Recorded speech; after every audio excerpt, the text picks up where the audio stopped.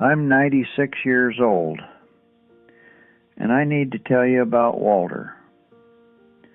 Walter Kimball, born 1931 in Dayton, Ohio, 2 streets over from my house. We met when we were 7 years old. He hit me in the mouth with a baseball by accident, and then he cried harder than I did. That's how I knew he was going to be my best friend. You can tell everything about a person by what makes them cry. And Walter cried because he hurt someone. 71 years I knew that man. 71 years. And he died alone in a house 4 miles from mine because I didn't pick up the telephone. 1 phone call. That's all it would have taken. And I need to tell you why I didn't make it, so that you don't do what I did. Because right now there is someone in your life who is disappearing quietly, and you're letting it happen the same way I did. 1 skipped call at a time. Walter and I did everything together. Grade school, high school. We enlisted together in 1951. Korea. We were in the same unit. I won't talk about what we saw over there, because this isn't about that. But I'll tell you this. When you lie in a frozen ditch at 20 years old, and the only thing keeping you from completely falling apart is the man lying next to you, a bond forms that civilians don't have a word for. It's not friendship. It's not brotherhood. It's something underneath both of those.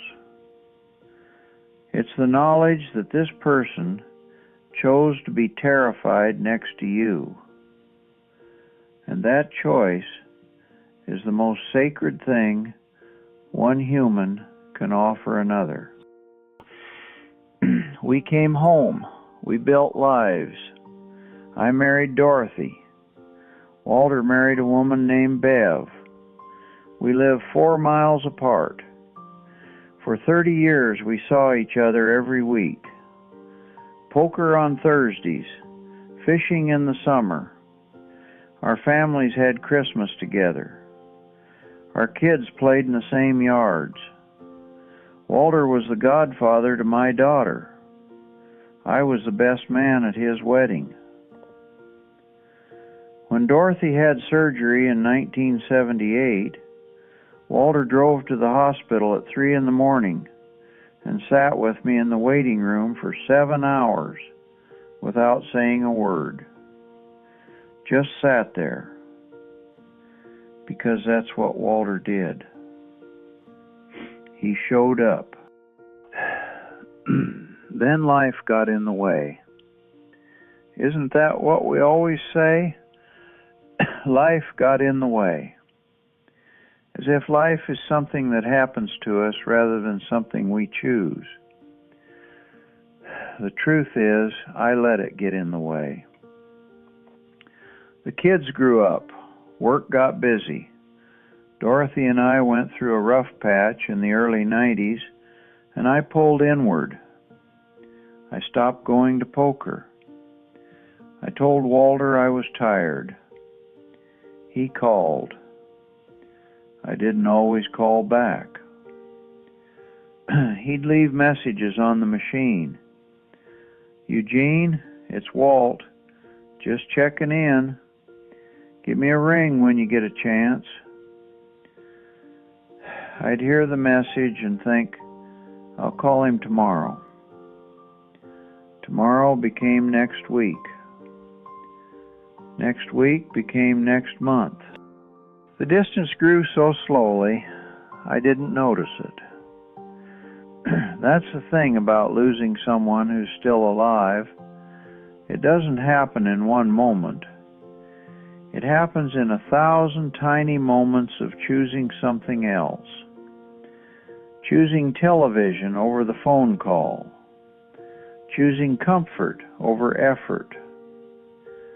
Choosing the easy silence over the hard work of showing up. Every time I didn't call Walter back, I told myself the friendship was strong enough to survive it.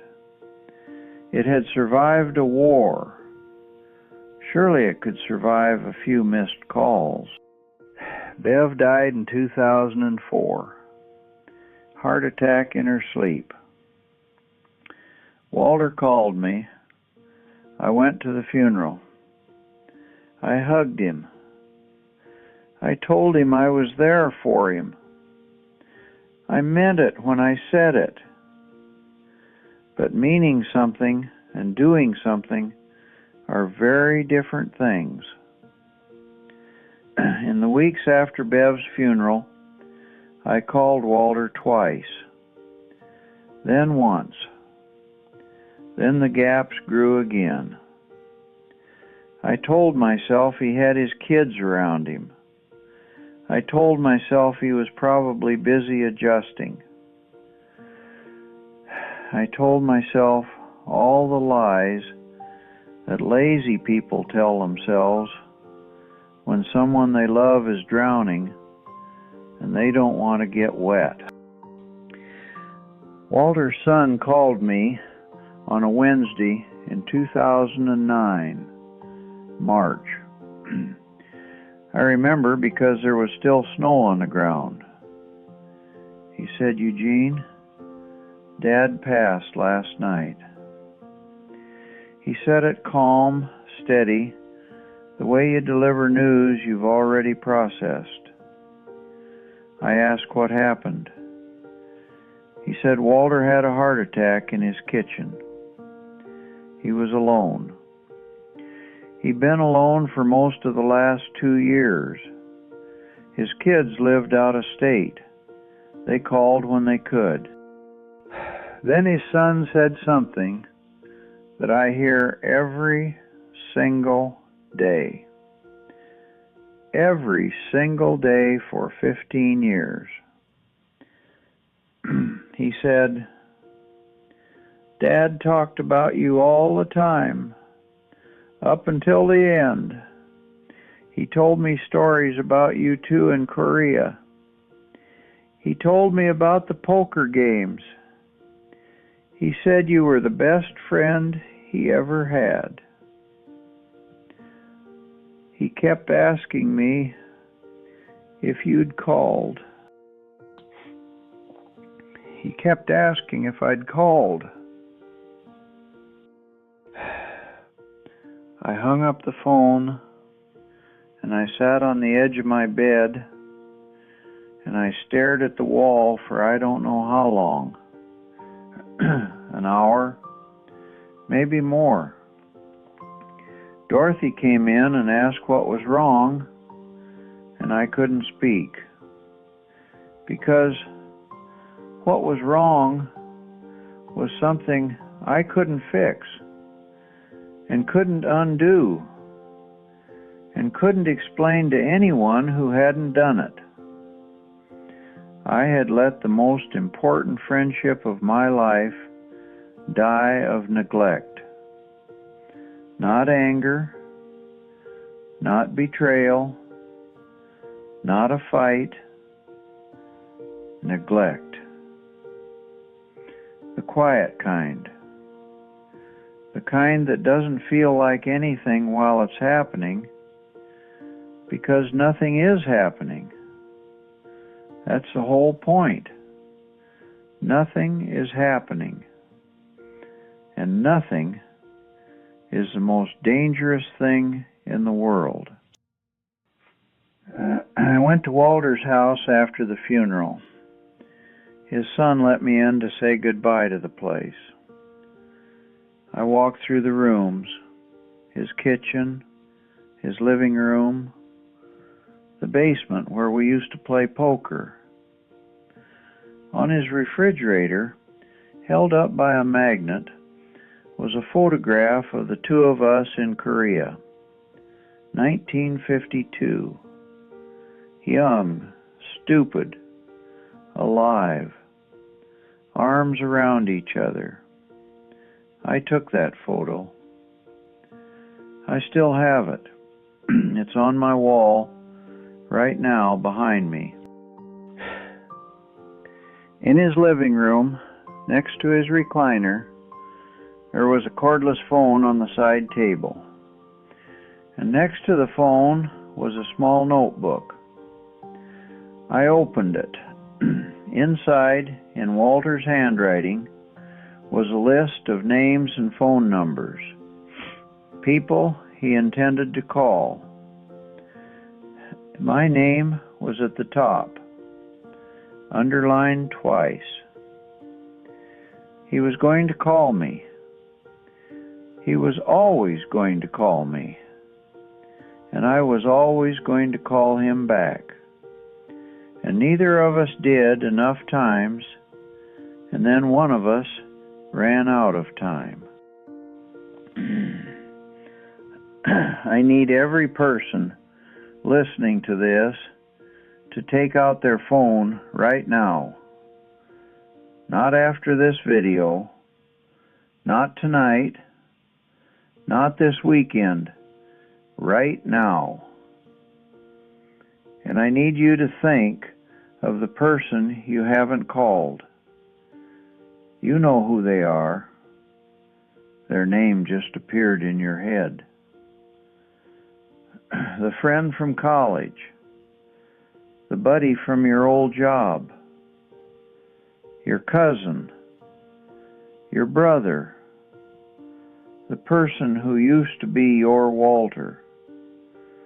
The person you keep meaning to call, but life keeps getting in the way. Call them. Not a text. Not a like on their post.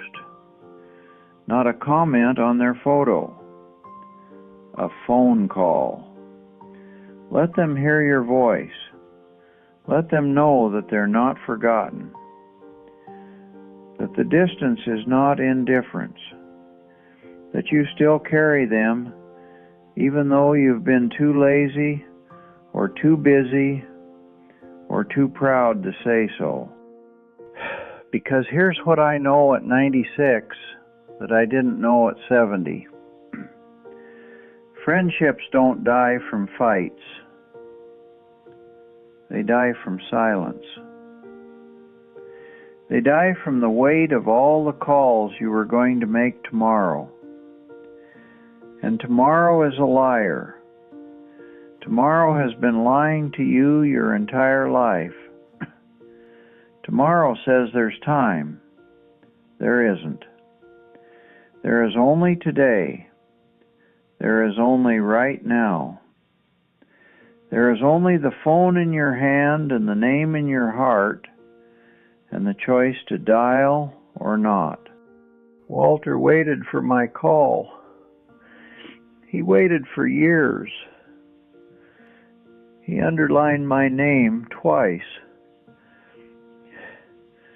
And I was 4 miles away watching television. 4 miles. I could have driven there in 8 minutes.